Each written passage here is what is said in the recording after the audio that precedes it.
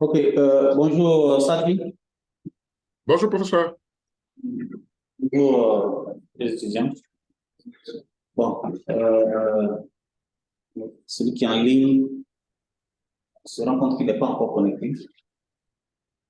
Bon, on va pas attendre, hein, il est 14h, 14h05. Alors, comme je vous l'avais dit, quand on faisait le cours de web mapping, c'est informatique et en ligne, je vous avais dit que tous ceux qui allaient continuer en spécialité hacking, d'aller avancer dans beaucoup plus de détails au niveau de la conception des websites. Alors aujourd'hui, donc, et je vous avais dit que c'est un élément de notre équipe, un collaborateur qui n'est pas sur place ici. Elle est vous accompagner dans pour faire en sorte que vous ayez la compétence dans le domaine de la conception des websites.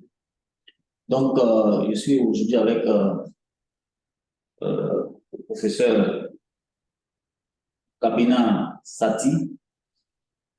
C'est un enseignant super étudié en informatique, programmation. Donc, c'est lui qui va vous accompagner dans euh, ce cours-là, cours de conception de website.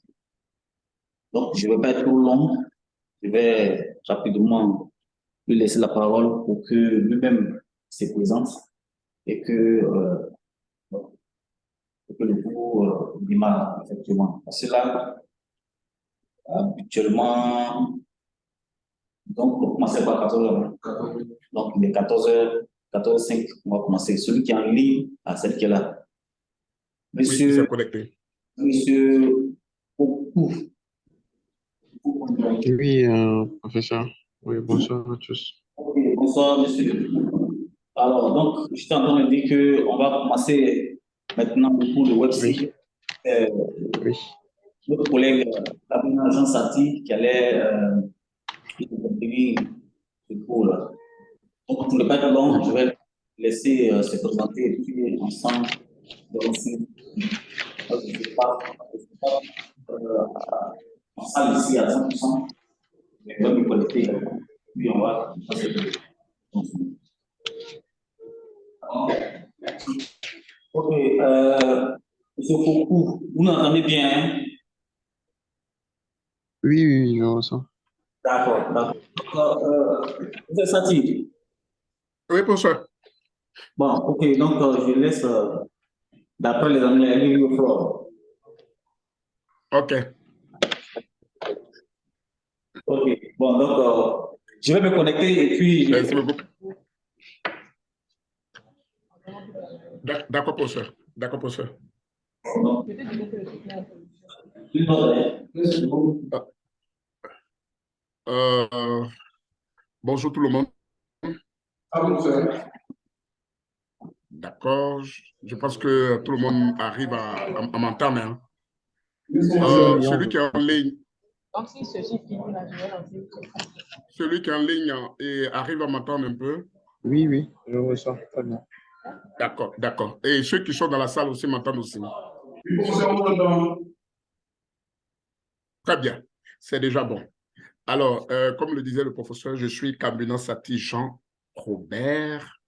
Je suis mathématicien, informaticien, géomaticien, télédétection et voilà. Je suis analyste et traitement d'images numériques. C'est-à-dire, je fais aussi la filière comme vous. Je fais ATIN aussi. On était pratiquement les premiers étudiants de ATIN. Donc voilà. C'est ce que nous allons essayer de faire un peu aujourd'hui. On va parler un peu, beaucoup de programmation dans ce cours-là. Donc, je pense que vous serez quand même bien disposés à nous donner de bons résultats. Qui a déjà écrit un programme informatique? Dans 700 personnes. Eh,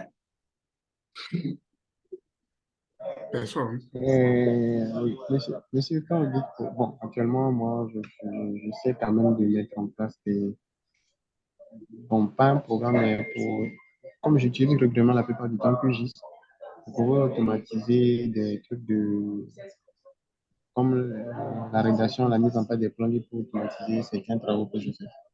Ah, d'accord. Actuellement, je suis en plein de beaucoup plus sur le planning GeoPanda. La bibliothèque GeoPanda que je suis en train de mettre en place un truc. Mais pour l'instant, ce n'est pas encore opérationnel. Donc, je ne peux pas dire que j'ai déjà mis en D'ac- place un truc.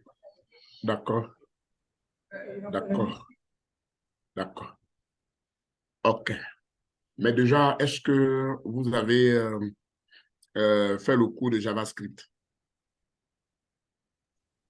Non, non, pas encore. En Master 1, vous n'avez pas fait le cours de JavaScript? Non, professeur. Non, professeur.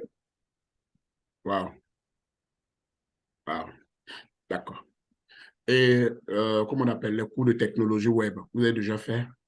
Oui, monsieur, professeur. Oui, oui, oui, oui. On a fait ça. D'accord. On a fait ça. Et qui peut me rappeler les langages vus dans ce cours-là? On a Oui, vu oui, du HTML et CSS. HTML. HTML. D'accord. Ensuite, le voisin d'à côté. Seulement, on devait faire du CSS, mais on n'a pas eu le temps de faire. On a fait seulement HTML. Vous avez fait que seulement HTML. Oui, professeur. Wow. Monsieur Coucou, Oui, monsieur. au niveau de la technologie web, qu'est-ce que vous avez, qu'est-ce que vous pouvez me dire là-dessus concernant les langages? Quel type de langage vous avez appris là-bas? On a fait du HTML, comme les autres l'ont dit, et également du CSS. D'accord, Là, le HTML pour pouvoir mettre en place écrire des trucs pour pouvoir disposer des trucs sur une page web, afficher des objets sur une page web. Et le Mhm. CSS beaucoup plus pour la mise en forme, que ce soit côté style, bien plus que ça. Ça rentre, bon, disons, ce que nous avions fait. D'accord, On a vu, je pense qu'on a vu également comment rédiger des algorithmes. d'accord. Bon, on va laisser d'abord algorithme. On va parler un peu. Parce que, vous savez, le cours de WebSig, là, c'est pratiquement un peu plus de la programmation. Parce que D'accord.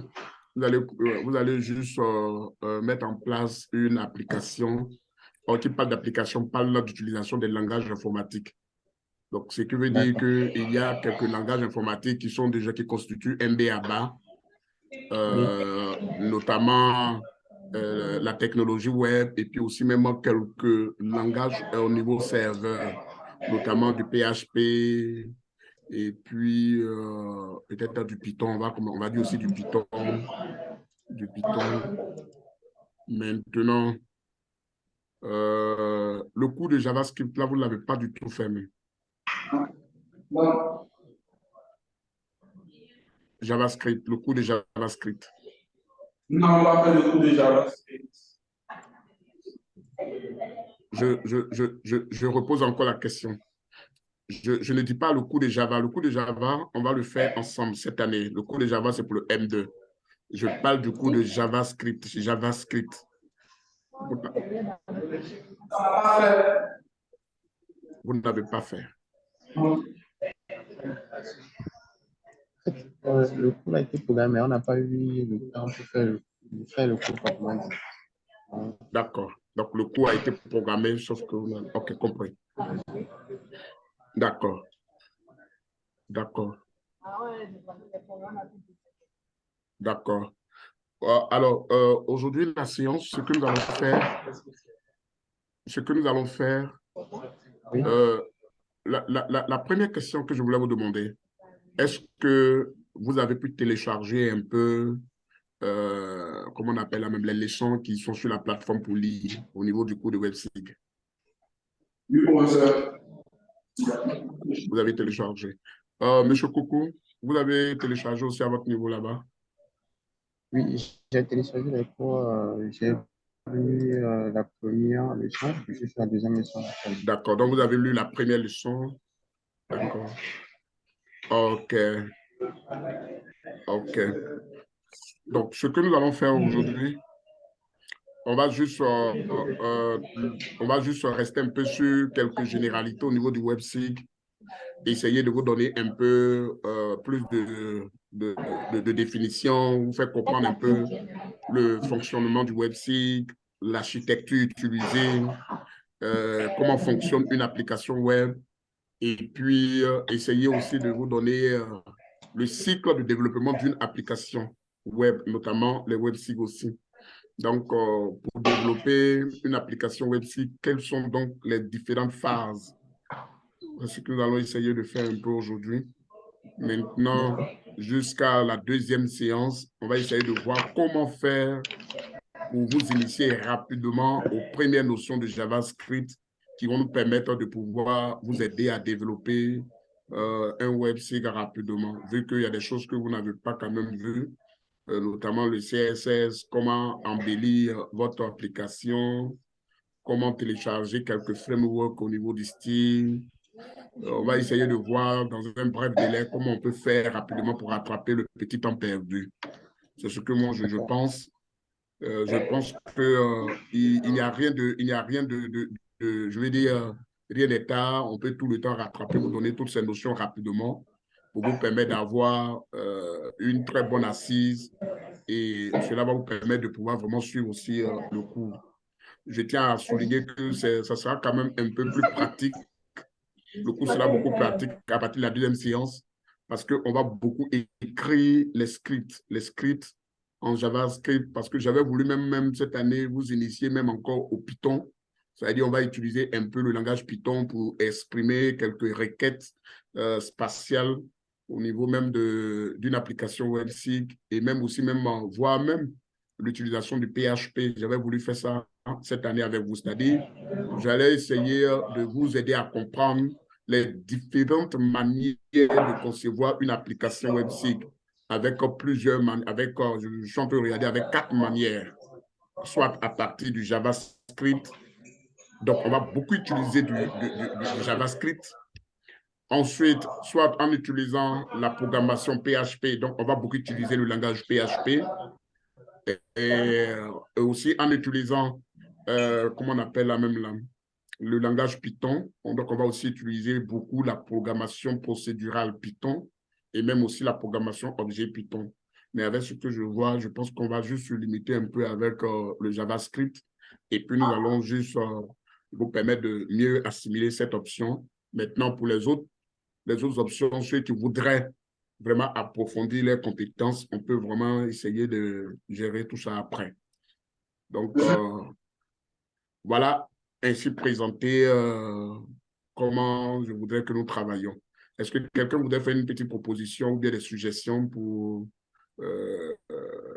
juste améliorer un peu la proposition que j'apporte pour les cas du travail? Oui, oui, par Oui, rapport à Python, c'est Coco. Coco, oui, Coco, je peux Coco.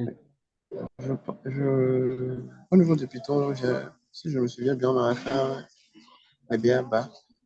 On a fait des cours de BA-BA. Bien, bon, quand même, le cours était ouvert sur la plateforme parce qu'à l'époque, vu que moi, je n'étais pas tellement présent en ligne, après, je reviens dès que je me connectais en ligne, tout ce qui est ouvert, moi, j'essayais de travailler dessus. Donc, je ne sais pas si pour les autres en présentiel, on a déjà vu, ils ont déjà fait ça. Donc, c'est juste pour dire que pour le Python, on a quand même une idée sur sur comment se passe Python. Vu qu'au niveau de Java, on n'a rien vu du tout. Pour que, bon, Non, c'est pas. JavaScript. Au niveau de JavaScript.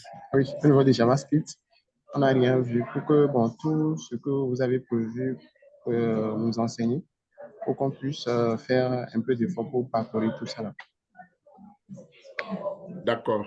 Ben, en fait, avec Python, c'était plutôt la programmation orientée objet qu'on allait quand même voir, puisque en première année, généralement, vous voyez la programmation procédurale en Python. C'est-à-dire, on vous donne le B à bas, on vous dit, voilà Python pour pouvoir l'écrire, voici comment Python se comporte. Donc, c'est un peu du B à bas. Donc, il y a maintenant la programmation orientée objet qui va vous permettre de pouvoir appeler les variables que vous avez définies en programmation procédurale sous la forme d'objets. Donc, ce qui veut dire que ces variables-là vont constituer une autre entité que nous allons appeler les classes et que nous allons créer ce qu'on appelle l'instance des classes qui se définissent comme des objets. Donc, là-dessus, c'est un peu ce que nous faisons, que nous allons faire en Python. Mais étant donné que cela n'a pas été bien approfondi, je pense qu'on va essayer de laisser sur l'option. Et puis, au niveau de Java, JavaScript, comme je le disais là, on va essayer de donner juste quelques notions de façon plus brève que nous pensons être, ces notions pourront être vraiment utiles pour vous, pour pouvoir écrire plus vite. Parce que la quasi-totalité de toutes les applications que vous allez mettre en place, il y aura la partie dynamique. Or, qui parle de la partie dynamique côté utilisateur demande ce qu'on appelle, je vais dire, la programmation JavaScript. Ça veut dire quoi? Quand vous partez sur un site et que vous cliquez sur un bouton, vous avez une petite fenêtre qui apparaît, qui essaie d'interagir avec vous. Cette manière d'interagir, c'est ce côté client, c'est-à-dire ce côté votre interface. Et le langage qui s'occupe de la partie interface graphique de l'utilisateur, c'est ce que nous appelons le JavaScript. Faites attention, il y a une différence entre Java et JavaScript. Java, on va faire le cours la semaine prochaine. Maintenant, JavaScript, ça c'est l'interactivité entre l'application en ligne et vous. Ça veut dire que quand vous cliquez sur une carte, vous voyez peut-être un petit bouton ou peut-être vous avez une petite fenêtre où vous avez quelques informations qui circulent. Ça, c'est juste du JavaScript. Et là, nous allons essayer de vous donner plus ou moins quelques notions rapides qui vont vous permettre d'aller un peu plus vite. Parce qu'il y a des informations qu'au niveau du serveur, on ne peut pas vraiment, vous ne pouvez pas accéder aux notions du serveur. Donc, il faut écrire cela en termes de script et cela va demander au serveur de travailler, de vous fournir les différentes requêtes ou de vous fournir les différents résultats. Déjà, on a commencé à parler un peu des applications web. Donc, on aura défini tout de suite quand nous allons toucher le cours proprement dit. Voilà. Donc, ce que je propose, on va rester comme ça. Ça veut dire quoi? Ça veut dire qu'aujourd'hui, on va faire les généralités, présenter les concepts, présenter quelques informations utiles pour la mise en place d'un website. Ensuite, nous allons maintenant, jusqu'à la deuxième séance, la première partie de la deuxième séance, nous allons essayer de faire asseoir une certaine bibliothèque au niveau de JavaScript. Et cette bibliothèque va nous permettre de pouvoir écrire plus ou moins quelques lignes de code et qui nous permet d'appeler une carte, appeler, comment on appelle la même là, appeler une carte, rendre dynamique un site ou créer une certaine interactivité entre un clic d'un utilisateur. On va essayer de définir tout ça rapidement et puis voilà. Je pense que ça peut quand même faire l'affaire. Monsieur, Ça pourra faire l'affaire. monsieur, Oui. monsieur, concernant les autres initiatives comme l'initiation à la programmation Python, je suis vous on peut faire ça comme des séminaires après. Le coût, je pense que le coût existe. Et dans les normes, je pense que le coût sera fait si j'ai une très bonne mémoire. Donc, pour l'instant, on va finir cette partie et puis on verra. On verra. Maintenant, voilà, on verra tout ça après. Alors, donc, je comprends si donc, on fait le résumé. Je note que vous n'avez pas, vous ne savez pas développer. Ça, d'abord, je note ça. Ensuite, je note aussi que vous avez juste connu la notion de site statique. C'est-à-dire que, puisqu'il y a deux types de sites, il y a les sites dynamiques et il y a les sites statiques. Ça veut dire que quand vous partez, vous avez une plateforme et la plateforme, là, c'est la même information. C'est la même information qui est toujours là. Ça n'évolue pas. C'est toujours bloqué. Vous avez la même information qui peut durer peut-être une semaine, un mois.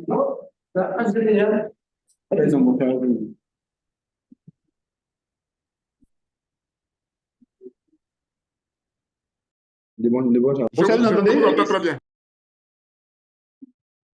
Oui, Est-ce que vous là-bas?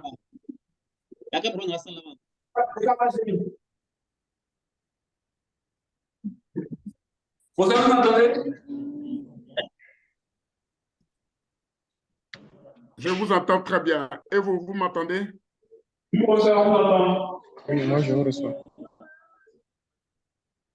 D'accord. Donc, on peut continuer? Ceux qui sont dans la salle, on peut continuer? Monsieur, on peut continuer. D'accord. On peut continuer? Monsieur. D'accord. Donc, comme je le disais, il y a deux types de sites. Donc, vous avez peut-être le site statique qui ne bouge pas, les informations restent pratiquement identiques, ainsi de suite. Ça peut durer peut-être 10 jours, 20 jours, un mois. C'est comme si vous voulez une annonce publicitaire qui ne varie pas, qui n'évolue pas, qui est juste là, qui est placardée quelque part. Ça, on appelle ça des sites statiques. Les sites dynamiques, ce sont des informations qui se mettent au fur et à mesure à jour. Qui se mettent au fur et à mesure à jour et qui vous permettent exactement d'interagir avec votre application. Donc, un exemple, quand vous partez sur une plateforme, et que vous voulez peut-être faire des recherches, vous voulez peut-être remplir un formulaire, donc vous voyez que les informations que vous fournissez varient d'un utilisateur à un autre utilisateur. On dit que le site que vous avez, c'est un site dynamique, donc qui évolue, qui varie, qui manipule les informations dynamiques. Donc ça, c'est ce que vous devez faire comme une différence pour l'instant d'abord. Généralement, au niveau des sites dynamiques, il y a toujours un serveur derrière ou encore, si vous voulez, une base de données qui est derrière, qui soutient exactement votre application ou votre site. Je dirais même encore votre plateforme web que vous développez. Ce qui nous réunit cet après-midi, ce sont les applications web SIG. Donc, nous avons mis en ligne 5 leçons. La première leçon nous parle de l'introduction au SIG. La deuxième leçon nous parle de l'architecture et du fonctionnement du WebSIG. La troisième leçon nous parle du cycle de développement d'une application WebSIG. Et la quatrième leçon nous parle de quelques outils ou encore logiciels nécessaires pour la mise en place d'un WebSIG. Et enfin, la cinquième leçon qui se veut vraiment plus pratique, ce sera un TP qui va nous permettre de développer une application WebSIG c'est-à-dire de bout à bout jusqu'à la fin. Et à partir de ce TP-là, vous pouvez maintenant monter vous-même votre propre application par rapport à une thématique bien définie. Voilà. Donc, à partir de ces 5 leçons, la séance d'aujourd'hui, nous allons essayer de parler un peu des concepts enseignés dans 3 leçons, notamment la première leçon, la deuxième et la troisième leçon. Donc, je vais partager rapidement mon écran et puis nous allons essayer ensemble de comprendre qu'est-ce qui est mentionné au niveau du WebSIG. Si le temps nous permet, j'ai défini quelques activités derrière et pour permettre à tout le monde de faire un peu. Voilà. Donc, comme je disais, la séance d'aujourd'hui portera sur les différents concepts des leçons 1, 2 et 3. L'objectif de cette séance, nous avons les objectifs sont, d'abord, le premier objectif, c'est d'expliquer les concepts liés au WebSIG. Le deuxième objectif, présenter les différentes composantes d'une application WebSIG. Le troisième objectif que nous voulons vraiment atteindre aussi, c'est de présenter l'architecture d'un WebSIG. Et enfin, le dernier, présenter le fonctionnement d'un WebSIG. C'est ce que nous voulons vraiment faire durant cette séance-là. Qu'est-ce que c'est que le WebSIG? Qu'est-ce que c'est que le WebSIG? Si quelqu'un me pose cette question, je voudrais déjà que nous observions quelque chose.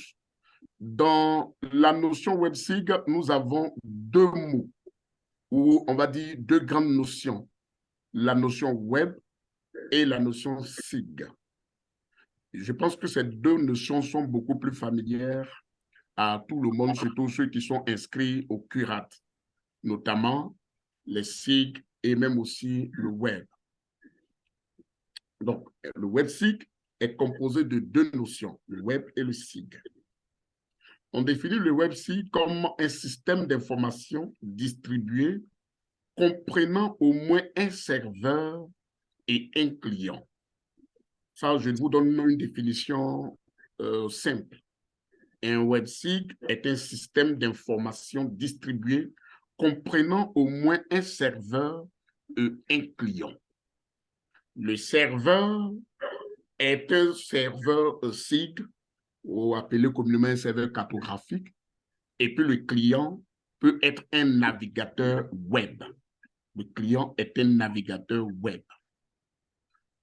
La deuxième définition qu'on peut apporter au WebSIG, c'est que le WebSIG est une application SIG qui utilise les technologies web pour la diffusion et pour la diffusion d'informations et de fonctionnalités. Donc, je reprends. Le WebSIG est une application SIG qui utilise les technologies web pour la diffusion d'informations et de fonctionnalités. Vraiment, voici quelques lignes de définition que vous êtes censé connaître avant la mise en place d'un WebSIG. Vous devez savoir qu'un WebSIG, c'est d'abord un système d'information qui comprend au moins un serveur. Ce qui veut dire qu'on peut avoir 2 serveurs, 3 serveurs, en fonction de ce que nous souhaitons vraiment faire. Et enfin, un client. Quand on parle de client, ne voyez pas un peu celui qui va dans un supermarché et qui s'achète quoi que ce soit. Non. Le client ici, c'est l'utilisateur qui utilise un outil pour accéder à votre application. C'est lui que nous appelons le client. Donc, le client peut être un navigateur web, c'est-à-dire quand vous prenez votre ordinateur, vous ouvrez une page web et de cette page web-là, c'est-à-dire de votre navigateur web, vous pouvez accéder à votre application si vous disposez réellement de l'adresse où se trouve votre application web. Donc, ça, voici quelques lignes de définition. Quelles sont donc les composantes d'un WebSIG? Nous vous présentons rapidement quelques composantes du WebSIG. Nous les avons dénombrées, nous avons trouvé 5 grandes composantes. La première composante, vous avez une application web. La deuxième composante, vous avez les fonds de cartes numériques. La troisième composante, vous avez une ou plusieurs couches opérationnelles. La quatrième composante, vous avez les tâches et des outils qui entrent dans le cadre de votre application web. Et la dernière composante, vous avez une ou plusieurs géodatabases. Voici donc les 5 grandes composantes d'une application WebSIG. Donc, c'est très, très important à préciser. Première composante, une application web. Ça veut dire qu'il nous faut forcément un cadre graphique qui vous permet d'accéder aux différentes fonctionnalités de votre application. Ensuite, vous avez des fonds de cartes numériques. Troisième, vous avez une ou plusieurs couches qui entrent en ligne de compte de votre étude. Ça, c'est important à préciser. Vu que on a dit dans la définition que c'est une application SIG, donc automatiquement, il nous faut l'existence de quelques couches ou de certaines couches qui nous donnent des informations ou encore des notions que nous voudrons vraiment étudier ou mettre en évidence. C'est très important. La quatrième composante, ce sont des tâches, des actions que vous souhaitez vraiment faire à partir de votre application, soit lancer des requêtes, définir peut-être des mesures, calculer des longueurs, rechercher des adresses, essayer de calculer la distance entre deux lieux où vous repérez dans votre application, c'est-à-dire au niveau de votre carte. Ce sont des différentes tâches que vous pouvez définir dans votre application WebSIG. Et enfin, comme on l'a dit, c'est une application dynamique. Donc, ce qui veut dire que nous devons avoir ce qu'on appelle un système de base de données qui soutient l'application. Ça veut dire que ce système-là doit exactement stocker nos informations qui sont géospatiales. Voilà un peu ce que vous êtes censé connaître au niveau des différentes composantes du WebSIG. Je veux m'arrêter là avant de continuer si quelqu'un a des questions.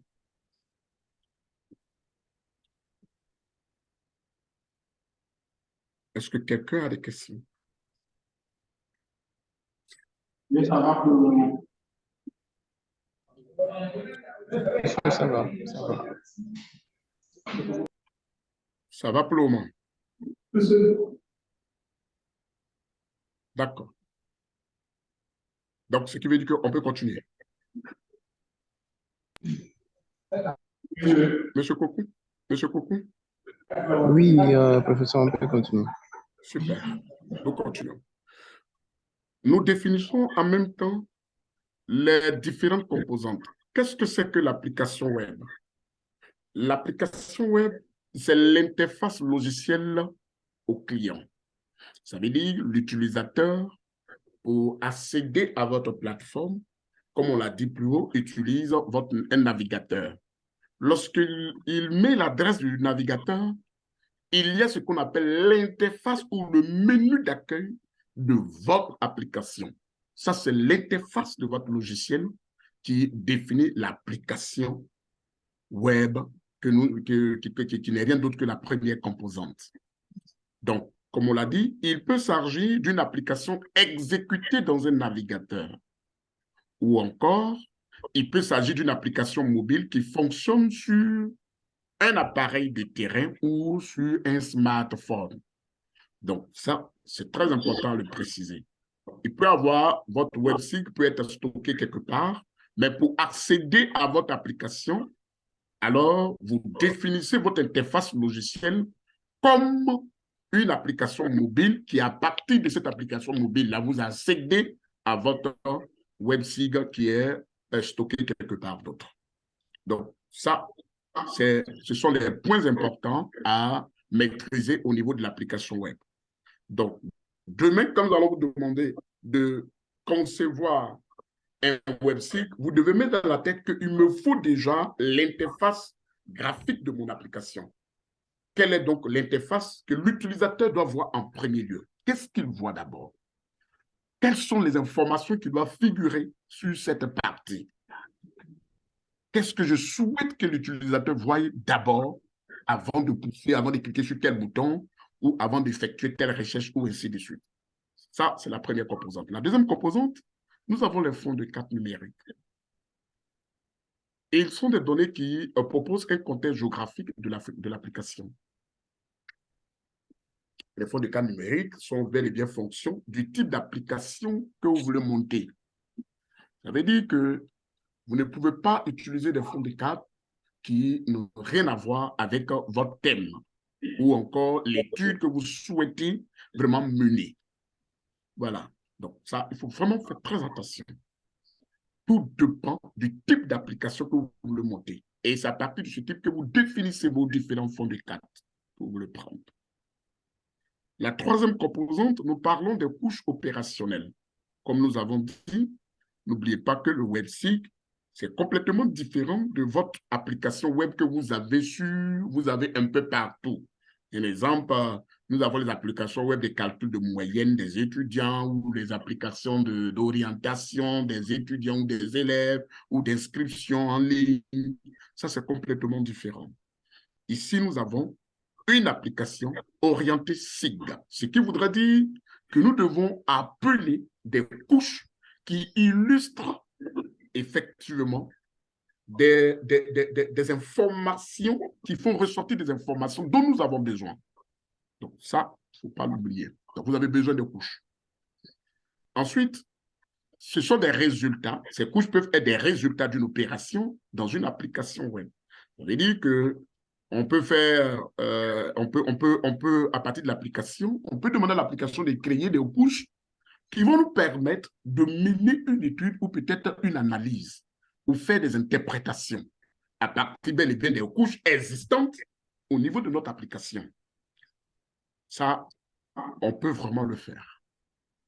Autre chose que vous êtes censé savoir, c'est que ces couches-là sont souvent taillées sur mesure par des professionnels du SIG. Donc, en tant que experts en ATIN, vous êtes appelés à maîtriser bel et bien la conception ou la création de ces couches-là. Et donc, c'est ce que vous êtes censé vraiment faire pour pouvoir mener ou monter votre application website. Donc, vous devez savoir quelles sont les couches dont j'ai besoin. Est-ce que j'ai besoin d'une couche d'occupation du sol? Est-ce que j'ai besoin d'une couche je ne sais pas, de route ou une couche des terres, des forêts sacrées ou ainsi de suite. Tout ça, tout dépend de vous. Et si vous avez besoin, vous commencez déjà à recenser et à définir exactement vos couches que vous allez appeler dans votre application website. Ça, il ne faut pas l'oublier. Au niveau des tâches, comme nous avons dit plus haut là-bas, les tâches et les outils qui entrent dans le cadre de votre application website, il est important de préciser que nous devons distinguer deux types de tâches. Vous avez les tâches qui sont faites par le client, ça veut dire par l'utilisateur lui-même qui sollicite l'application, et vous avez les tâches qui sont faites par le serveur lui-même. Donc, comme on l'a dit, nous avons des serveurs qui sont derrière. Donc, au niveau du website, comme on a essayé de le dire, c'est d'abord une application web, mais qui est orientée SIG. Donc, l'application web est hébergée par un serveur web que nous allons essayer de voir un peu plus loin. Et ensuite, nous avons le serveur cartographique qui va nous permettre exactement de gérer tout ce qui est comme les différents affichages des cartes et ainsi de suite. Donc, il y a des tâches qui sont laissées par le serveur. Donc, c'est le serveur qui fait certaines tâches. Mais le serveur ne peut pas lui seul faire cela tant que le concepteur que vous êtes, vous ne lui donnez l'information. Pour lui dire, si on te demande telle information, voici les différentes démarches ou voici les stratégies ou encore la conduite à tenir lorsqu'on va te demander telle information. Et ça, vous êtes appelé à écrire. Et c'est en ce sens que nous allons appeler un peu JavaScript. Nous allons essayer d'écrire toutes ces informations en Java ou dans un langage de programmation côté serveur pour demander à l'utilisateur, ah, voici telle information. C'est vrai, tu me demandes telle information, mais le serveur est en train de faire ce calcul-là pour te donner cela. C'est vrai, l'utilisateur ne voit pas le boulot que le serveur est en train de faire, mais sauf que le serveur est en train de faire un boulot. Et l'utilisateur ne voit que le résultat. Au niveau des tâches faites par le client peut solliciter certaines actions. Donc, le client peut demander à l'application, je voudrais que tu me donnes le débit on va dire peut-être de quel cours d'eau déjà, peut-être du bandama. À l'instant T égale à, je vais dire 30 minutes. Donne-moi le débit à présent. Donc, l'utilisateur, il définit ses tâches. Pendant ce temps, que fait le serveur? Le serveur, en fonction des différentes couches ou informations que l'application dispose, lui va commencer à faire des calculs en son sein là-bas et il va nous faire ressortir l'information sollicitée par l'utilisateur ou le client. Et c'est comme ça. Et nous voyons le résultat et on est émerveillé et on commence à crier, mais waouh, mais c'est intéressant, je connais le débit.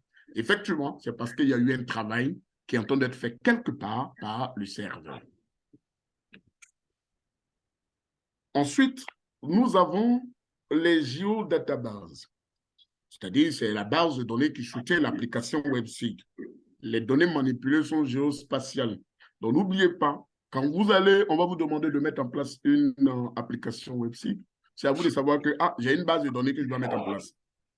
Donc, une base de données que je dois mettre en place, cela demande exactement que j'utilise un système de gestion de base de données. Ici, généralement, on aime beaucoup utiliser, si je vous demandais, quel est le système de gestion de base de données que vous aimez utiliser?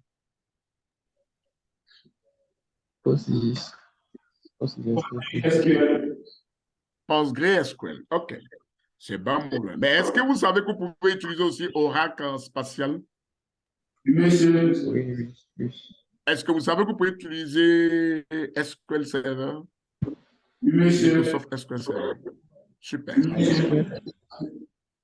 Ici, n'oubliez jamais, vous pouvez utiliser un système de gestion de base de données, mais il faut que ce système-là manipule les données à référence spatiale. C'est très important. Même si sur le système ne manipule pas, vous devez installer quelques plugins ou quelques extensions qui vont permettre à ce système de gestion des bases de données de pouvoir les manipuler et vous pouvez vraiment utiliser cela. Mais généralement, comme nous aimons beaucoup utiliser PostgreSQL, mais généralement, c'est un coupin. C'est Postgre Postgres. Il ne faut pas l'oublier. Voilà. Donc, on installe le Postgre, mais nous appelons exactement Postgre pour la référence spatiale. Et je pense que vous avez pu installer, non? Postgre, oui, nous avons Postgre. Super, super. Donc, apprêtez-vous, vous allez manipuler ça dans ce cours. D'accord, monsieur. Voilà. Vous allez manipuler dans ce cours, vous allez monter une application connectée à Postgre.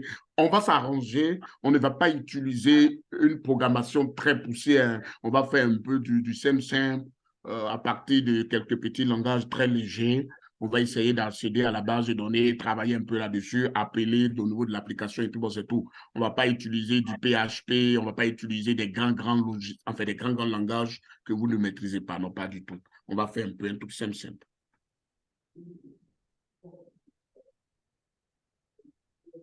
C'est bon? C'est compris, monsieur. J'ai l'impression que vous comprenez, c'est ça? Monsieur, ça va pour le moment. Ça va pour le moment. Oui.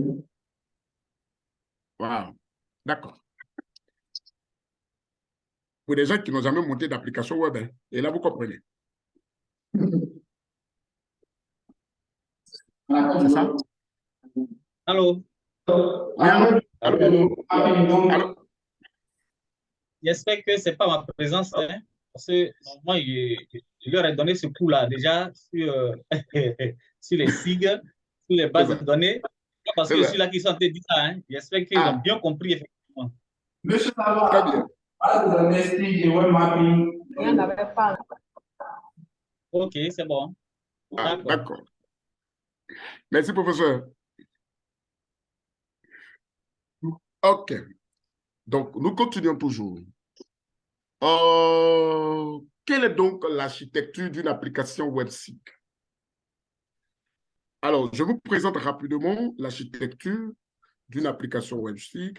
Bon, généralement, les applications qui manipulent un peu plus les informations, surtout lorsque les applications sont dynamiques, on aime beaucoup utiliser une architecture client-serveur à 3 niveaux. Généralement, une application client-serveur à 3 niveaux, communément appelée architecture 3 tiers. Voilà. Dans cette architecture, qu'est-ce qui se passe? Quelles sont les composantes de cette architecture-là? Le premier niveau, c'est le niveau de présentation du rendu. Donc, vous voyez bien, nous avons notre ordinateur, l'ordinateur à partir duquel nous pouvons accéder à notre plateforme. Donc, nous avons service côté client. Le premier niveau, c'est le niveau de présentation du rendu. Donc, ça, c'est ce que nous tous nous avons. C'est ce que l'utilisateur profane a. Lui, il ne connaît, il ne sait rien, il ne sait pas qu'est-ce qui s'est passé. Donc, c'est ce que lui a. Donc, demain, quand vous allez monter votre application et que nous allons l'utiliser, nous, on va juste prendre une machine et on écrit l'adresse, appeler l'URL, et on met ça juste dans un navigateur et on tape « Entrée ». Et on voit bien votre application qui se déroule bien. Nous, on ne maîtrise pas quels sont vos micmacs. Qu'est-ce que vous avez fait pour aboutir à cette application? Vous, ça, c'est ce qui relève de votre secret.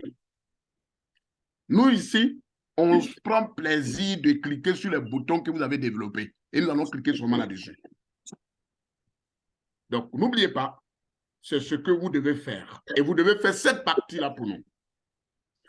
Et donc, imaginez-vous, je vous demande, monter une application web qui va nous permettre exactement de déterminer les différents centres de santé les plus proches d'un utilisateur quelconque. Alors, nous, on ne regarde pas quelles sont vos différentes stratégies utilisées. C'est vrai, pour les scientifiques, on va vous demander votre méthodologie, quels sont les outils, quelles sont les informations, quels sont les logiciels que vous avez convoqués et quelle est la méthodologie vraiment déployée. Ça, on va vous quand même demander cela. Mais pour un utilisateur profane qui ne prend plaisir de votre application, lui, il veut regarder est-ce que l'information sollicitée là est donnée avec exactitude. Lui, c'est ce que l'on attend. Et c'est ce que nous appelons le rendu de l'application. Donc, ce que l'application produit comme résultat, c'est ce que l'utilisateur voit. Donc, ça, c'est le rendu. On appelle ça le service côté client, premier niveau. Le deuxième niveau, nous avons le niveau d'application web. Ça veut dire que c'est le niveau caché que tout le monde ne voit pas. Vous êtes les seuls. Vous êtes les seuls. On appelle ça le niveau d'application. Dans ce niveau-là, c'est là que nous avons les serveurs, nous avons le serveur web. Ensuite, nous avons le serveur cartographique. Et tout ça, c'est vous qui devez vraiment installer. Gérer tout, manipuler pour que nous puissions vraiment prendre plaisir de votre application. Le troisième niveau, c'est le niveau de gestion des données. Quand moi, je vais sur votre plateforme et que vous me demandez, Monsieur Satif, veuillez vous inscrire, je ne me pose aucune question pour savoir s'il y a une base de données qui est derrière. Non, je ne regarde pas ça. L'information, ici, vous me demandez de m'inscrire et donc je rentre mes informations. Comment vous allez récupérer ces informations? Vous êtes les seuls à trouver. Mais en tant que peut-être un spécialiste en programmation, à partir de votre application, je vais savoir exactement qu'il y a un système de gestion de base de données qui soutient votre application. Ça, on peut le savoir. Mais pour d'autres utilisateurs, ils s'en foutent. Toute information que vous demandez, eux, ils rentrent. Si moi, j'ai besoin d'une information, il faut que vous soyez en mesure de me donner l'information. Et cette information doit être stockée dans votre base de données qui est gérée par le niveau de gestion des données. Ça veut dire que là-bas, vous avez des serveurs de données, notamment votre base de données. S'il y a plusieurs bases de données, hein, vous mettez là-bas se trouvent vos différentes bases de données qui hébergent vos différentes informations. Donc, une application peut avoir plusieurs bases de données. Ça, il ne faut pas l'oublier. Plusieurs bases de données. Ah oui, plusieurs. Donc, une information peut être détenue peut-être dans une base de données située au QRAT. Une autre base de données peut être située peut-être, je ne sais pas où ça, je vais dire peut-être à Boaké, voilà. Une autre base de données à Boaké. Une autre base de données peut-être aussi à Korogo. Mais c'est vous qui devez mettre en relation toutes ces différentes bases de données à partir de votre application. Et voilà donc les trois niveaux. Concrètement, comment ça se passe? Si vous regardez bien, vous voyez bien le sens des flèches. Vous avez le premier sens, vous avez une flèche qui vient vers l'ordinateur. On va laisser d'abord ce sens-là. On va prendre l'autre sens qui prend de l'ordinateur pour aller vers les serveurs. Lorsque l'utilisateur prend son portable, son ordinateur portable ou son ordinateur ou peut-être son support et qu'il démarre son navigateur, il accède automatiquement à votre application. Il entre les informations. Les informations vont utiliser ce qu'on appelle le protocole HTTP. Le protocole HTTP, c'est le protocole de transfert d'informations au niveau de la programmation ou au niveau encore du traitement des signaux.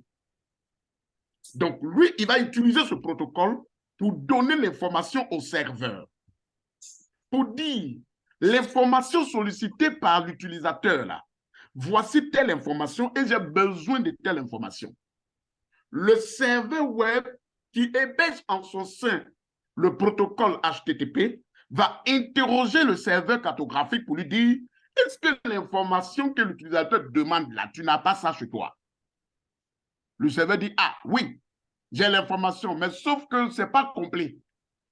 Il me faut d'autres informations pour compléter ce dont je dispose ici. Donc, lui, à son tour, qu'est-ce qu'il fait? Il accède maintenant à la base de données quelque part. Donc, c'est là que nous avons accès aux données. Donc, l'information transite au système.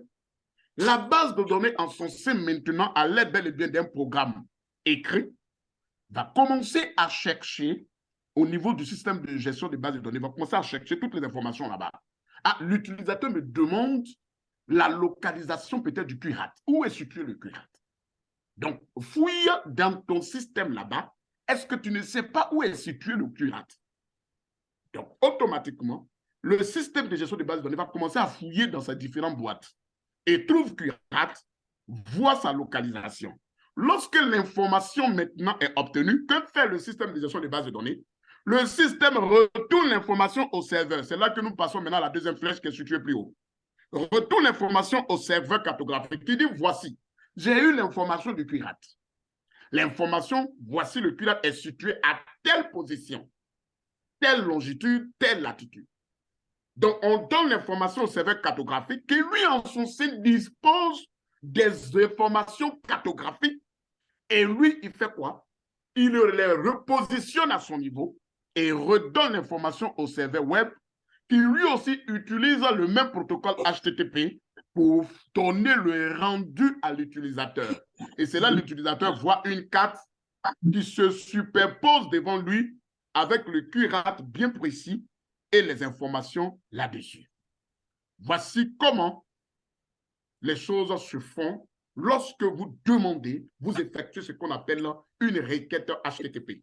Donc, dans la requête HTTP, il y a une information importante. Un, vous émettez une requête. La deuxième information, c'est que vous allez obtenir une réponse. La réponse que nous appelons réponse HTTP. La réponse peut être positive comme négative. Positive, ça veut dire que vous avez obtenu l'information. Négative, ça veut dire que soit le serveur n'a pas pu trouver l'information, donc vous n'avez pas la bonne info, vous n'avez pas l'information, ou soit il y a eu ce qu'on appelle un bug interne au niveau des serveurs. C'est-à-dire les serveurs n'ont pas pu donner les vraies informations, ou le script qui a été développé au niveau du serveur a connu ce qu'on appelle des failles d'exécution. Donc, c'est là souvent quand vous partez sur des plateformes, vous voyez, on vous dit peut-être erreur du serveur, ou peut-être on vous dit ici, comment on appelle là même là, surcharge du serveur. Tout ça, tout compte fait, on vous donne une information. Donc, vous aurez un retour. Ça, c'est clair. Vous aurez un retour au niveau de l'information. Donc, voici un peu comment fonctionne une application web, en particulier une application WebSig. Vous émettez une requête HTTP qui utilise effectivement les différents protocoles que nous avons. Le protocole va suivre jusqu'à accéder à la base de données. Et au niveau de la base de données, dès que l'autre... Oui. Mais je veux savoir avec vous, est-ce GeoServer qu'on va utiliser comme serveur cartographique? Oui, on va utiliser, quand on va voir au niveau de serveur cartographique, on va utiliser GeoServer. Quand on va voir peut-être au niveau du serveur web, on va utiliser plusieurs serveurs web, notamment soit Tomcat, soit même, on va utiliser Apache, ou bien on va utiliser plein de ça. Ça dépendra par rapport à ce que vous avez comme disponibilité, parce qu'il ne faut pas changer les choses. C'est une continuité le coup. Donc, il y a eu des serveurs qui ont été installés sur vos différentes machines, notamment GeoServer, donc on va l'utiliser. Il y a aussi Tomcat ou peut-être Apache, je ne sais plus, qui ont été installés. Donc, on va utiliser tous ces protocoles. Vous dites? C'est Apache en serveur web. Voilà. Donc, du coup, nous allons utiliser Apache. Nous allons utiliser Apache comme le serveur web et puis nous allons utiliser peut-être GeoServer comme le serveur cartographique. Nous allons voir tout ça dedans. Voilà. On va pas réinstaller, on va rester toujours comme ça. Maintenant, on peut, le deuxième jour, j'ai envie de vous montrer soit comment mettre en place une application WebSig en utilisant seulement la base de données et sans utiliser GeoServer. Comment aussi mettre aussi en place un WebSig en utilisant un GeoServer et le serveur web, mais sans utiliser la base de données. Tout ça, on va voir par rapport aux options. On va voir par rapport aux options. On va voir tout ça. Voilà. Je vais m'arrêter sur l'architecture client-serveur. Qu'est-ce qu'il faut retenir dans cette architecture? Vous avez 3 niveaux. Le premier niveau, c'est le niveau de présentation du rendu, c'est-à-dire c'est ce que l'utilisateur attend comme résultat. Le deuxième niveau, c'est le niveau d'application web. Ça veut dire que tout ce qui se déroule dans l'arrière-plan, que personne ne voit sauf vous seul. Puis c'est vous qui avez conçu l'application. Donc, vous êtes les seuls à savoir, voici comment l'information circule dans mon application. Et enfin, le troisième niveau, c'est le niveau de gestion des données. Comment l'information transite au niveau de ma base de données jusqu'à arrive au niveau de l'utilisateur. Quelles sont les informations qui sont stockées et quelles sont les informations qui ne sont pas stockées? Parce que ce n'est pas toutes les informations qu'on stocke aussi dans la base de données. Là encore, on va revenir là-dessus sur l'aspect sécurité au niveau de l'application WebSig. Vous savez, les gens ont cette manière de détruire très vite les applications. quelqu'un peut accéder à votre application en injectant ce qu'on appelle des informations dans le but de pouvoir contrôler votre application. Ah oui, lui n'a pas conçu, mais lui veut gâter ton application. Il veut pirater l'application pour montrer que non, que l'application que tu as conçue là, vraiment a ce qu'on appelle des failles. Donc lui, il peut mettre en place un système de hacking au niveau de ton application et en injectant ce qu'on appelle des requêtes SQL qui ne sont pas vraies. Donc lui, il va émettre des requêtes SQL qui ne sont pas vraies. Et ça, il y a une manière de contourner ça en programmation, en développement d'application. Il y a une manière. Et pour vous, en tant que développeur, en tant que concepteur, quand vous allez arriver à ce niveau-là, vous devez savoir comment je dois sécuriser mon application pour ne pas que quelqu'un m'injecte des virus ou des informations pour contrôler ma base de données. Voilà. Je m'arrête là. Est-ce que vous avez des questions? Bonne arrivée à celui qui nous prend en cours. Merci. C'est demandé? Oui, je me suis demandé. Ah, demandez bonne arrivée. Merci, merci, professeur. Il y a un autre aussi qui vient d'arriver, c'est... Monsieur Nan, c'est un coco. C'est un coco. Oui, c'est très bon. D'accord, D'accord, compris. Nous vous écoutons si vous avez quelques informations, si vous avez quelques soucis au niveau de l'architecture.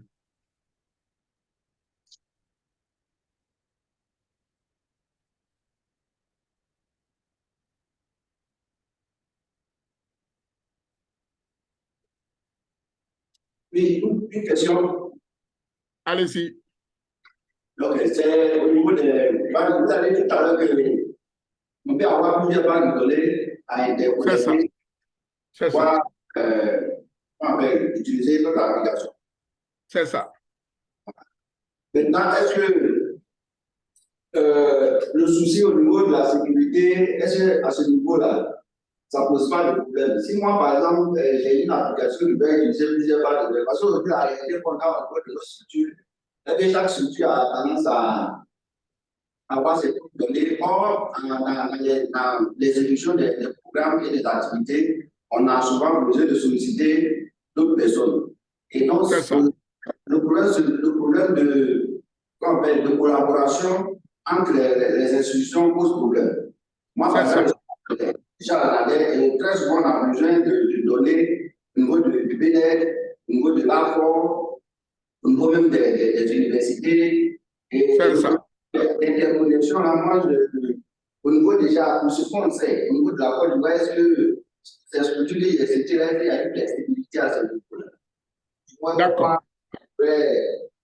Parce que le problème principal auquel je suis confronté actuellement, c'est la question du fonds de carte. C'est ça.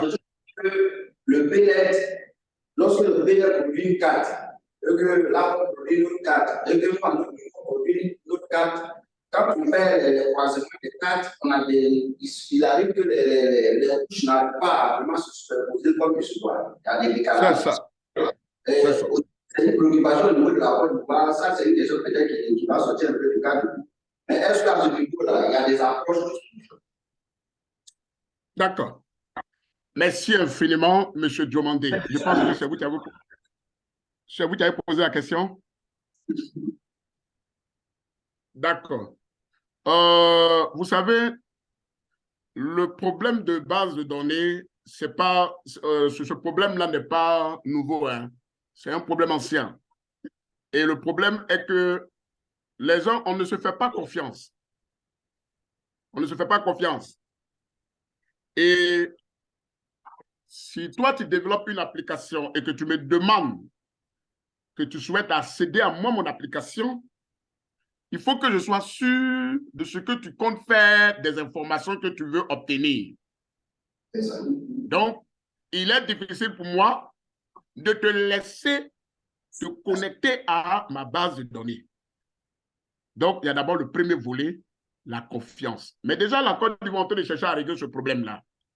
Tout récemment, on a été une fois appelé pour chercher à mettre en place un système de gestion intégré des informations et des données, de diffusion d'informations.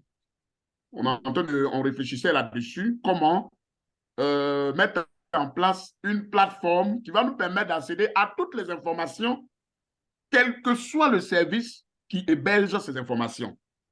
Donc, nous sommes en train de réfléchir là-dessus et même on a même proposé ce qu'on appelle la gestion hybride des données. Ça veut dire qu'au lieu même de laisser chaque structure héberger ces données, on peut même faire ce qu'on appelle le sauvegarde par le cloud. Et le cloud est aussi de façon, comme on appelle la même en physique, au niveau des bases de données que nous connaissons. Ça, c'est un autre volet que la Côte d'Ivoire est en train d'expérimenter, en train de voir. Donc, ce que je voulais d'abord préciser, c'est d'abord la confiance. Ensuite, lorsque nous parlons d'accéder, l'application peut accéder aux informations à plusieurs bases de données. Ça ne veut pas dire que l'information là, vous devez définir votre connexion, c'est-à-dire demander à votre application de se connecter directement et à le prendre l'information de force. Non, c'est une collaboration. Je prends un exemple, quelqu'un ne viendra jamais te donner ses cartes. Ramasser toutes ces cartes de sa structure pour venir te donner parce que peut-être tu es dans une autre structure. Même le curat qui forme les géomaticiens, qui forme tous les experts en télédétection, quand le curat veut monter son application, veut monter peut-être une application website, demande ce qu'on appelle des collaborations ou demande même peut-être même des partenariats avec ces genres de structures, ces structures que vous avez citées, que ce soit peut-être le BNet ou ainsi de suite. Chacun donne. Si nous avons des données, en fonction des données disposées par notre application, nous prenons les données et puis nos experts SIG vont travailler sur ces données-là. Je prends un exemple, vous avez parlé des fonds de cadre qui n'arrivent pas à s'ajuster, sûrement peut-être pour des raisons qu'on ne va pas évoquer ici.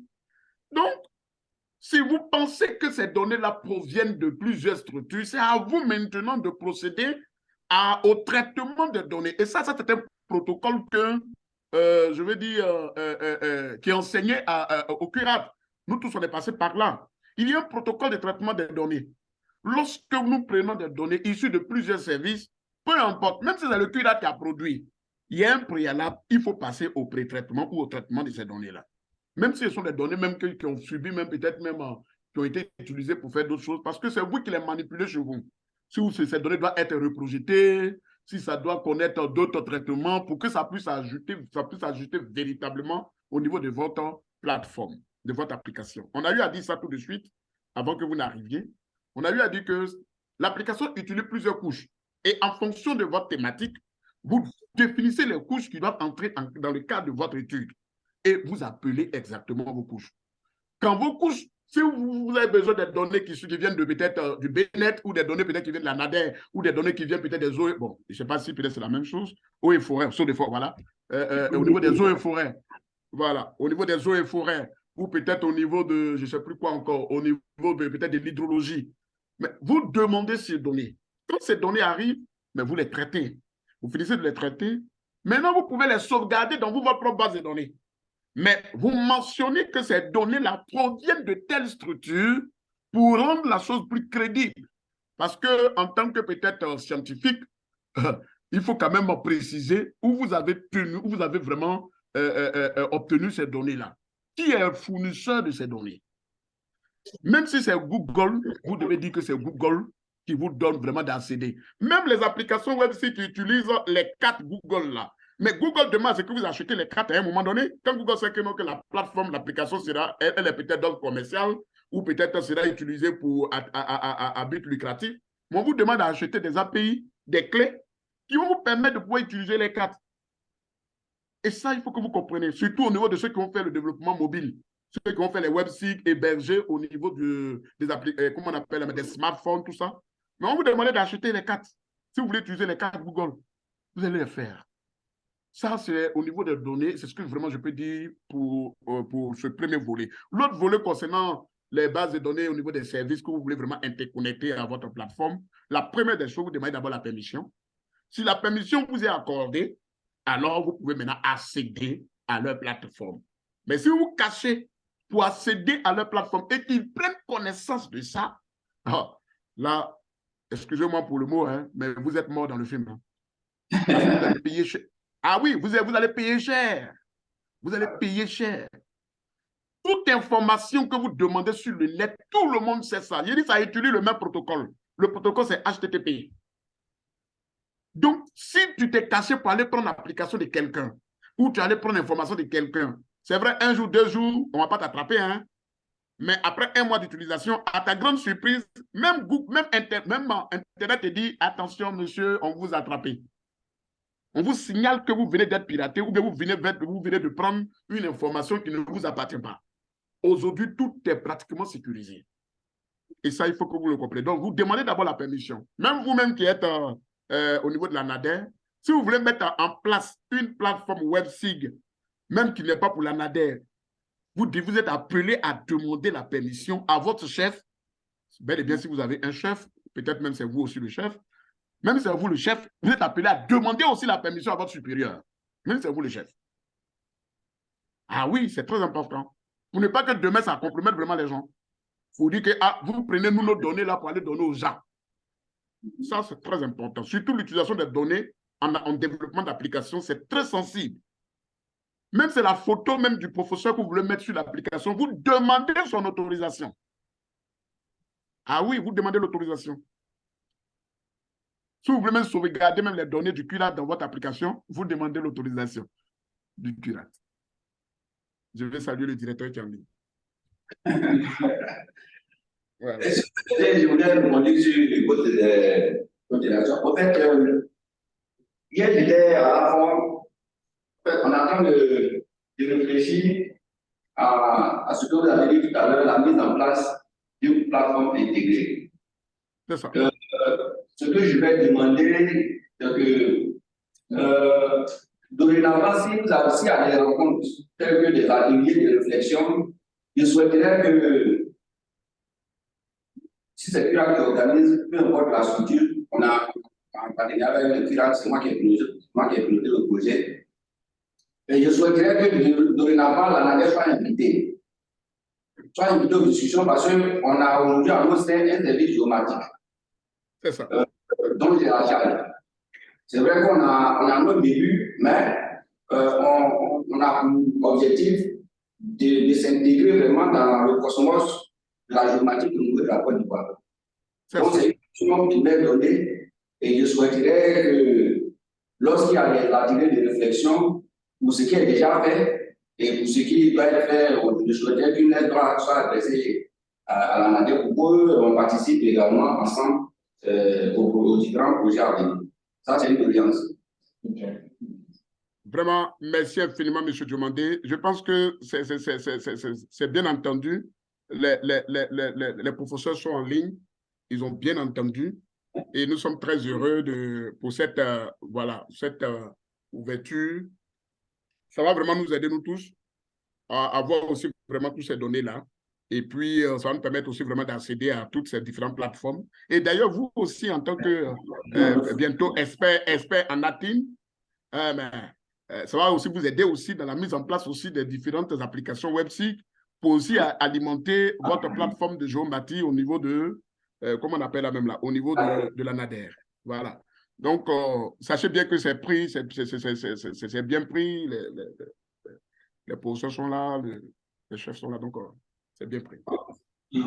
Voilà. C'est bien pris. Je ne sais pas si le professeur veut dire quelque chose.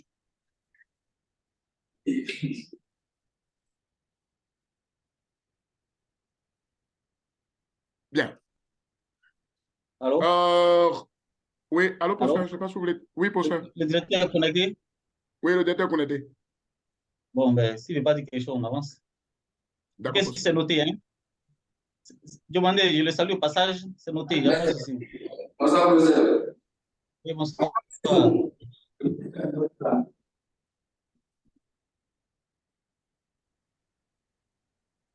Allô, professeur?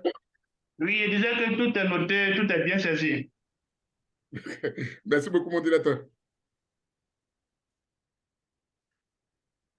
Alors, on passe maintenant aux utilisateurs d'une application WebSig. Alors, Au niveau des utilisateurs, nous avons défini juste quelques utilisateurs. Il y en a plusieurs, mais on a essayé de définir quelques classes d'utilisateurs. La première classe d'utilisateurs, vous avez les utilisateurs web. Ça, c'est très important. Lorsque vous montez, vous mettez en place une application, vous devez savoir quels sont les potentiels utilisateurs. Quels sont ceux qui doivent utiliser. Voilà, ça, c'est très important. Et quand vous connaissez vos utilisateurs, vous savez comment vous allez définir, vous allez développer votre application. Voilà. Tu développes une application pour aller donner aux enfants peut-être de la maternelle. Ce n'est pas évident. Et sois-en sûr de plusieurs choses à la fois. Donc, à partir du type d'utilisateur, tu sais comment développer l'application et quelles sont donc les différentes, je vais dire, stratégies à adopter pour pouvoir bien sécuriser l'application. Donc, au niveau des utilisateurs, vous avez les utilisateurs web, que nous appelons communément les utilisateurs profanes. Eux, ils se servent de l'application, paf, ils naviguent, ils font ce qu'ils veulent faire, ils font des requêtes, ils utilisent, ils tapent un peu partout. Je veux dire, quelqu'un qui ne connaît rien, même dans le site, peut venir prendre juste votre application. Lui, il a envie de se localiser, paf, il regarde. Ou bien il veut savoir un peu l'information traitée. Lui, voilà ce qu'il lui souhaite faire. Ça, c'est les utilisateurs web. N'importe quel utilisateur. Donc, quand vous allez développer l'application, mettez bien dans votre tête, n'importe quel type d'utilisateur web doit accéder à votre plateforme. Ensuite, vous avez des utilisateurs SIG autorisés, c'est-à-dire vous avez des experts. Donc, quand vous allez développer votre application, mettez bien dans la tête qu'il y aura des experts qui vont utiliser votre application. Des experts en SIG, des experts même du domaine concerné qui vont utiliser l'application. Donc, à partir de cette classe d'utilisateurs, vous devez savoir s'il y a le professeur expert dans tel domaine doit utiliser l'application, mais il faut bien que j'arrive vraiment à définir clairement le système. Pour ne pas que demain on m'appelle pour dire, écoutez, monsieur, votre application là, ne marche pas du tout. Hein. Au lieu que ça va donner la position, mais ça ne donne pas du tout la position, ça donne autre chose que la position. Ou bien au lieu que ça va donner peut-être le niveau d'eau, ça ne donne pas le niveau d'eau, ça donne autre chose. Donc, vous voyez que ce n'est pas vraiment intéressant, vu que c'est une application vraiment qui est déjà en ligne. Donc, du coup, vous devez mettre dans la tête que voici telle catégorie d'utilisateurs. Donc, nous avons les utilisateurs experts, appelés ici utilisateurs SIG autorisés, qui peuvent accéder à votre application. Voilà. Ensuite, vous avez les administrateurs de votre portail web SIG. Mettez bien dans la tête que toute application web, je dis que toute application web a besoin au moins d'un administrateur. Même vos comptes, même Facebook, vos comptes Facebook, les pages des réseaux sociaux, vous avez des administrateurs. Vous-même, vous êtes même votre propre administrateur. L'administrateur, c'est celui qui manipule, qui fait tout, qui donne la possibilité aux gens de voir ce que lui souhaite que les gens voient. C'est l'administrateur qui définit clairement ce que lui veut montrer aux gens. Donc, votre plateforme WebSig a besoin au moins d'un administrateur. Soit c'est vous ou bien c'est quelqu'un d'autre. Ou peut-être vous mettez en place plusieurs types d'administrateurs qui, eux, sont appelés à produire le contenu. C'est-à-dire qu'eux, ils définissent exactement les types de couches que les gens doivent vraiment voir. Ah, telle couche-là ne fait pas partie vraiment de l'information. On a constaté que cette couche-là, LMP, n'est pas trop récente, donc on veut la changer. C'est l'administrateur qui change. Non, on constate que tel utilisateur-là, lui, il fait n'importe quoi sur la plateforme. Donc, lui, au lieu de le retirer, on va le blacklister, un exemple. Donc, on peut mettre peut-être, on peut le verrouiller ou on peut verrouiller encore ces différentes permissions sur la plateforme. Ça, c'est l'utilisateur qui fait ça aussi. Enfin, l'utilisateur, l'administrateur. Donc, il ne faut pas l'oublier. Quand vous allez monter votre application website, vous devez savoir, côté utilisateur, quels sont donc les types d'utilisateurs que vous devez mettre en place. Administrateur, utilisateur web, et utilisateur SIG autorisé. Maintenant, il y a plusieurs types que vous pouvez mettre en place. Mais retenez bien que tout autre utilisateur peut être classé dans ces différentes classes d'utilisateurs. Voilà. Donc, voici en un mot les classes d'utilisateurs que vous pouvez avoir. Mais d'une application à une autre, les utilisations peuvent varier. Voilà, peuvent vraiment varier. Mais tous ces utilisateurs sont classés dans ces différentes classes-là. Ils peuvent être classés comme ça. Utilisateur web, utilisateur SIG, utilisateur administrateur. Voilà. Souvent, même, vous pouvez dire qu'on peut avoir le gestionnaire. Bon, le gestionnaire, on peut mettre le gestionnaire peut-être dans utilisateur SIG autorisé ou vraiment tout dépend de vous. Voilà, on peut mettre étudiant et étudiant, quelqu'un qui ne le connaît pas, bon, on peut le mettre dans utilisateur web. Tout dépend. Tout dépend de vous. Question?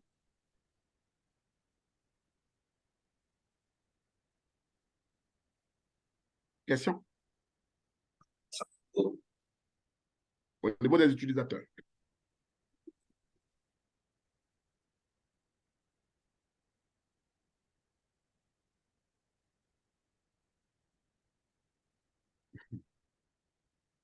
Question?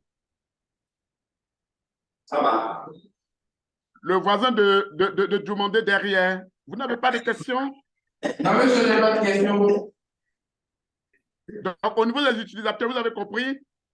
Monsieur, j'ai compris. D'accord. Le voisin qui est en rouge à côté. Monsieur, ça va. D'accord. Je n'ai pas envie de demander à notre invité s'il a compris. Ça va? Vous avez compris? D'accord. D'accord. Donc, voilà au niveau des utilisateurs. Nous passons maintenant à la leçon 3 qui nous parle, qui nous donne le cycle de développement d'une application web. Le cycle de développement. Ça veut dire, tout de suite, on vient vous voir, on dit, vous êtes expert en Atin, on vous demande de concevoir vraiment une application web. Mais orientée SIG, web SIG. On a besoin de vous. Le ministère de la Santé a besoin des web SIG. Donc, rapidement, le directeur vous contacte en tant qu'expert au niveau de l'Atin. On a besoin vraiment d'une application web pour le ministère de la Santé. Web SIG. Objectif, on doit détecter rapidement les centres de santé les plus proches et les plus voilà, qui disposent d'au moins 2 lits. Voilà, d'au moins 2 lits. Donc, rapidement. Qu'est-ce qu'il faut faire? Et c'est ce que la leçon 3 nous présente. Ça commence par quoi et ça se termine par quoi? La première étape, le développement d'une application web commence toujours par l'analyse des besoins. Vous savez, c'est la même chose que toutes les autres applications. Qu'est-ce que les gens veulent? Qu'est-ce qu'ils veulent? Lorsqu'ils vous appellent pour vous dire on a besoin d'une application, qu'est-ce qu'ils veulent véritablement? Et c'est ce qu'ils vont vous dire qui vont vous orienter à mettre en place votre application. Ne pas dire leur application. On a besoin d'une application qui va permettre à chaque étudiant de l'université de se retrouver. Parce qu'on a compris que l'université, là, les gens se perdent tellement. Et voilà, ils finissent par se retrouver quelque part d'autre. Et là où ils ne doivent pas être. Donc, on souhaiterait que le CURAP, les étudiants de Master 2 Atin, nous développent une application web, enfin une application web site qui permet à tout étudiant de se localiser quelque part ou encore de suivre le trajet d'un étudiant au sein de l'université. Voici l'application. Donc, ceux qui vous appellent pour vous donner, pour vous demander de mettre en place une telle application, doivent vous dire qu'est-ce qu'ils attendent de vous. Qu'est-ce qu'ils veulent à partir de cette application. Et vous, en tant qu'expert, vous prenez note et vous identifiez tous les besoins possibles. Tout ce qui est comme besoin. Qu'est-ce qu'ils attendent de cette application? Qu'est-ce qu'ils souhaitent? Qu'est-ce qu'ils veulent? Et vous relevez tout. Ça, c'est l'analyse de besoin. C'est la première partie. Étape 1, en tant que concepteur. Étape 2, le design conceptuel. Lorsque vous avez fait l'analyse de besoin, vous devez maintenant vous définir juste quelque chose. On va dire comme ça peut-être une maquette. ou encore l'architecture de votre application. Bon, l'application, les gens demandent là-haut. Est-ce que, voilà, ce qu'ils disent, voilà. Donc, vous essayez de mettre en place quelque chose sur papier, comme un petit dessin. Vous vous définissez rapidement. Voici l'interface. Voici, voilà le menu démarrer. Pour tout utilisateur qui se connecte, voilà ce qu'il doit voir, voilà ce qu'il ne doit pas voir, voilà. Donc, vous passez à la deuxième phase qui n'est rien d'autre que la conception graphique de votre application. Mais cela se fait de façon, pas de façon en termes de programmation, non pas du tout, mais vous dessinez exactement. Vous commencez juste à mettre un peu quelque chose, ce qui est demandé de façon, je veux dire, verbale. Vous essayez de conceptualiser ça devant vous, sur écrit. Voilà. Vous commencez déjà à dessiner, à faire des petits trucs. Voilà. Pour avoir juste une idée de votre application. Lorsque vous finissez, c'est ce design conceptuel que vous allez peaufiner avec ceux qui ont demandé l'application jusqu'à ce que vous trouvez le vrai design et qui sera programmé à la longue. Il y a un domaine en informatique qui s'occupe vraiment de la partie design conceptuel. Et ce domaine-là, on appelle ça UI ou encore UX Designer. Le UI, c'est User Interface, c'est-à-dire l'interface utilisateur. Donc, on va dire le design de l'interface utilisateur ou encore utilisateur graphique, ou comme on appelle l'interface graphique. Et puis l'UI, c'est l'expérience utilisateur. Ça, c'est un domaine. Ça s'occupe de ça. Et c'est un domaine qui est beaucoup en vogue aujourd'hui.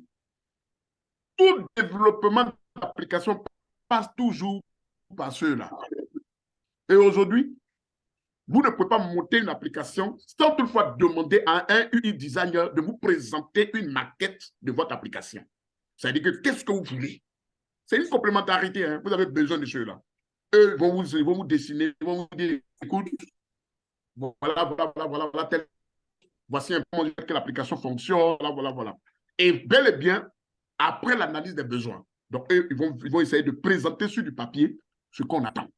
Maintenant, vous, en tant que programmeur, en tant que concepteur, en tant que développeur, vous allez développer cette maquette ou le prototype mis en place par ces experts-là.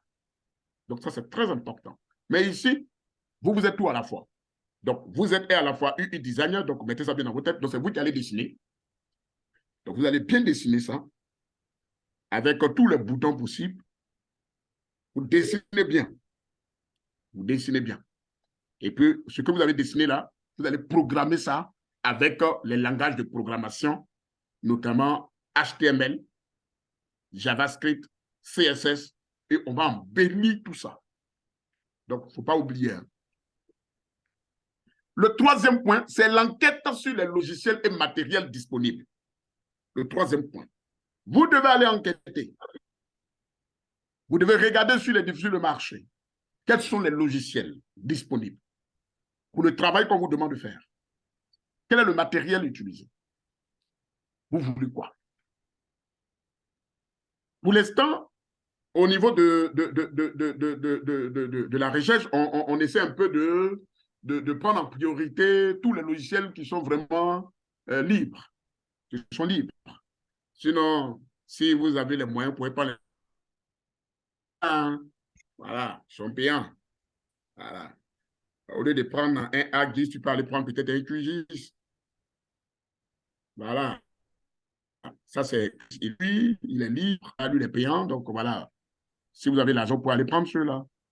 Mais n'oubliez pas, quand vous prenez, vous devez facturer ça. Si vous partez, vous pouvez acheter un logiciel, voilà, payant, vous devez dire que le logiciel, là, ça coûtait 1 million. Donc, vous devez préciser ça dans le but. Donc, libre, précisément libre pour aller payant. Docteur Satie, oui. Pardon, je dois couper l'enregistrement pour enregistrer. Oui. Je dois relancer l'enregistrement. Allez-y. Allez-y.